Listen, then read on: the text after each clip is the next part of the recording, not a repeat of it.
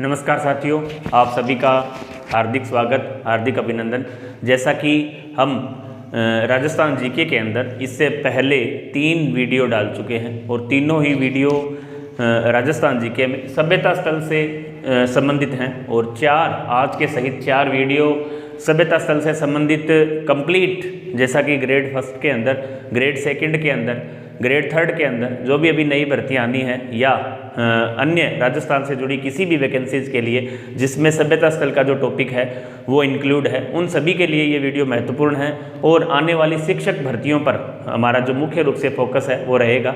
और इससे पहले 3 वीडियो डाले जा चुके हैं, प्लेलिस्ट में जाकर आप उन्हें देख सकते हैं। कालीबंगा का है, गणेश्वर का है और बेराट का है। आज चौथा वीडियो आहड़ सभ्यता से संबंधित हम आपके सामने प्रस्तुत कर रहे हैं। और इसमें खास बात ये है कि ये जो मैटर है, ये जो आप सामने देख रहे हैं, जो मैंने बोर्ड पर लिख रखा है, ये हिंदी गणित अकादमी की जो बुक्स हैं और राजस्थान अध्ययन जो आप काफ़ी मुश्किल मानते हैं विद्यार्थी की हम कहाँ से तैयार करें, हम आपको दिखा भी देते हैं कि राजस्थान अध्ययन की जो बुक्स है, जैसा कि आपको हमारे जो गवर्नमेंट स्कूल है या 10वीं क्लास तक, जिसमें कक्षा 10 की ये जो बुक है उसमें दे रखा है ये टॉपिक, इन सब चीज़ों को इंक्लूड करके हिंदी ग्रंथ अकादमी की बुक को भी ऐड किया हुआ है। तो इन सब आपको ज़्यादा मशक्क़त करने की आवश्यकता नहीं है, मैटर बिल्कुल तैयार है और समय थोड़ा कम लगे और वीडियो ज़्यादा लंबा ना हो, इसके लिए हमने इसको बोर्ड पर पहले से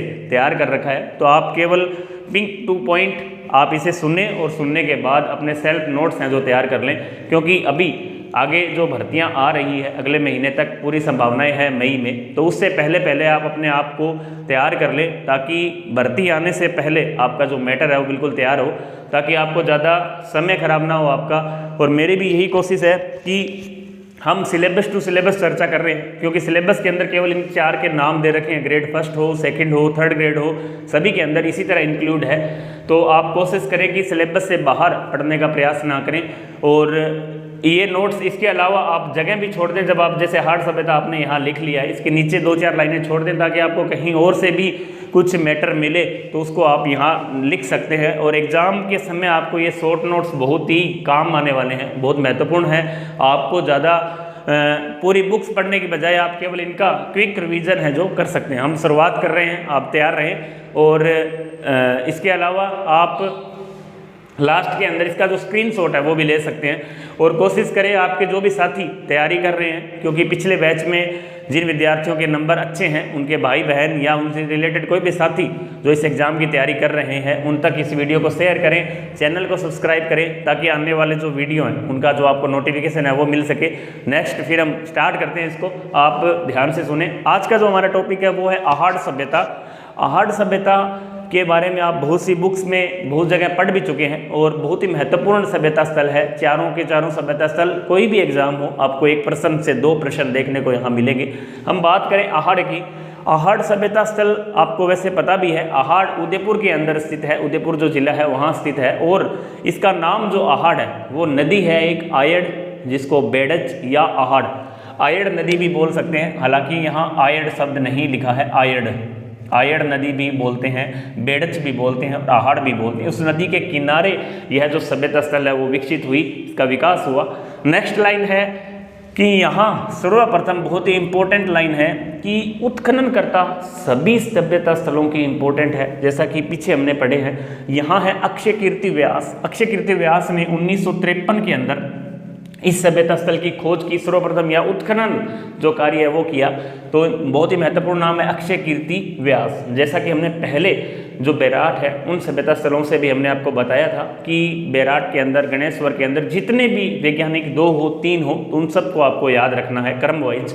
इसी तरह तीसरा पॉइंट है 1961-62 के अंदर इंपॉर्टेंट लाइन है रतन RC अग्रवाल, रतन चंद्र अग्रवाल और HD सांकलिया ने भी यहाँ उत्खनन कार्य किया। 1961 और 62 के अंदर RC अग्रवाल और HD सांकलिया का भी यहाँ योगदान रहा, महत्वपूर्ण है ये लाइन भी।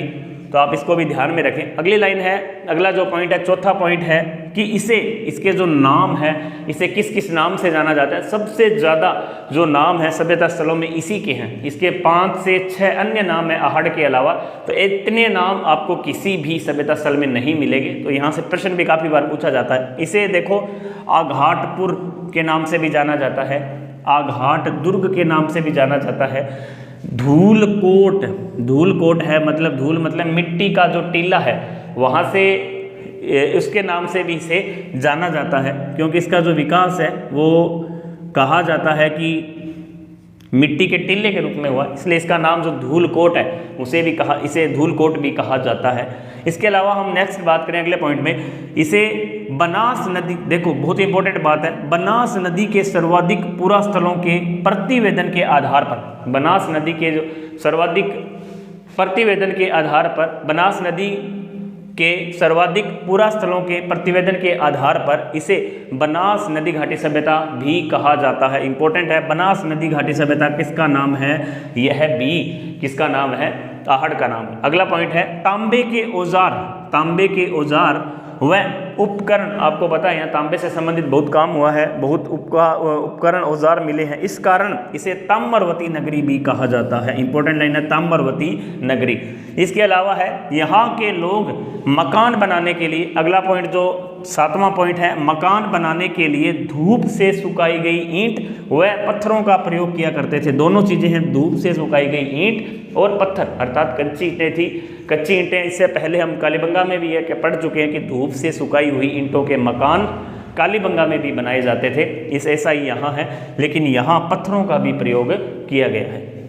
नेक्स्ट है, यहाँ से उत्खनन के समय, उत्खनन जब हुआ, यहाँ से उत्खनन के समय लाल काले मृदु भांड प्राप्त हुए हैं। लाल है, काले हैं और मृदु भांड यहाँ से मिले हैं। लाल, काले और मृदु भांड कहाँ से मिले हैं, उत्खनन आहड़ सभ्यता से हमें प्राप्त हुए हैं। इसके अलावा नेक्स्ट पॉइंट है,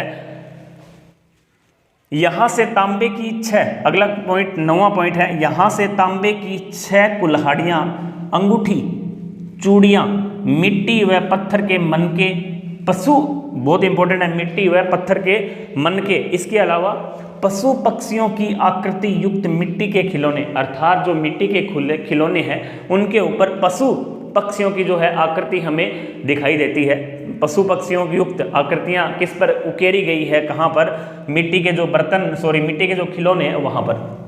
अगला है इंपॉर्टेंट पॉइंट है, उत्खनन से प्राप्त ठप्पे, यहाँ उत्खनन से कुछ ठप्पे प्राप्त हुए हैं और ऐसा अनुमान लगाया जाता है कि यहाँ रंगाई छपाई का जो कार्य है वो हुआ करता होगा उस समय, क्योंकि यहाँ से ठप्पे मिलने का मतलब है यहाँ के लोग जो है रंगाई छपाई का कार्य भी किया करते थे, ऐसा अनुमान लगाया है। इसके अलावा है पशुपालन, देखो इंपॉर्टेंट बात है कि यहाँ की अर्थव्यवस्था का मुख्य जो आधार था वो था पशुपालन।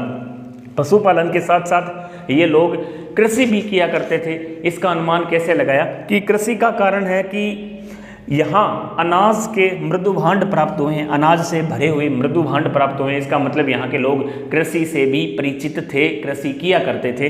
अगला पॉइंट है, यहाँ से तौल के बाट प्राप्त हुए हैं। बाट जो तोलने वाले तुला है उसके जो बाट है वो यहाँ से प्राप्त हुए हैं। इससे यह भी अनुमान लगाया जा सकता है कि यहाँ के जो लोग थे वो व्यापार किया करते थे, व्यापारी थे। बहुत इंपॉर्टेंट पॉइंट है। हाँ, हमने अब तक 12 पॉइंट पढ़ लिए हैं। अगला पॉइंट जो है 13वां पॉइंट, आपको शायद दिखाई नहीं दे रहा होगा।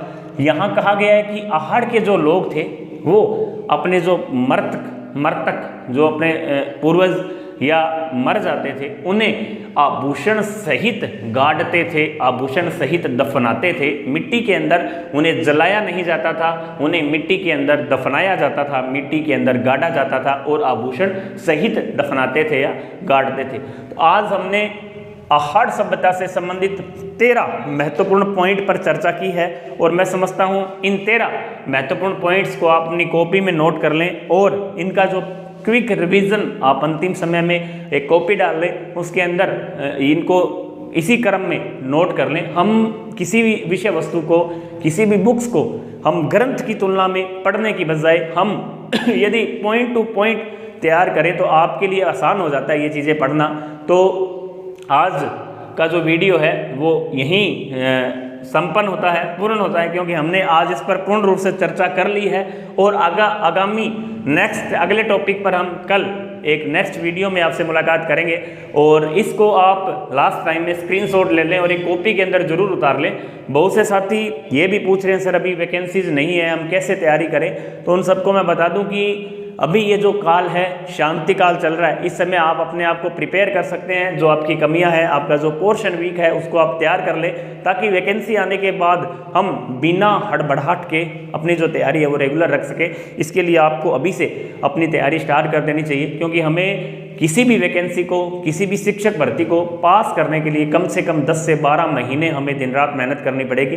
उसके लिए हमने ये श्रृंखला स्टार्ट की है और हम कोशिश करेंगे कि लगातार ऐसे वीडियो आपको मिलते रहेंगे। और ये वीडियो है जो आप अपने साथियों में शेयर करें, चैनल को सब्सक्राइब करें, और हम फिर आपसे नेक्स्ट वीडियो में फिर मुलाकात करेंगे ऐसे ही एक वीडियो के साथ। और तब तक के लिए जय हिंद, जय भारत, जय राजस्थान। आप इसका जो स्क्रीनशॉट है वो जरूर ले लें।